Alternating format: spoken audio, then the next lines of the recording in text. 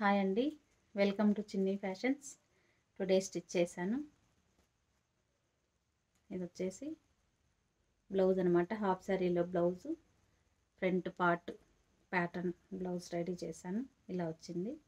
Fronts cut ఇచ్చాను. Elbow slew పెట్టాను. Elbow slew.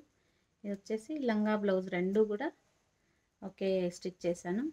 చున్నీ మాత్రం మారింది. ఇది వచ్చేసి బ్లౌజ్ అనమాట. బ్లౌజ్ కింద టాజిల్స్ అవి స్టిచ్ చేయాల్సి ఉంది. తర్వాత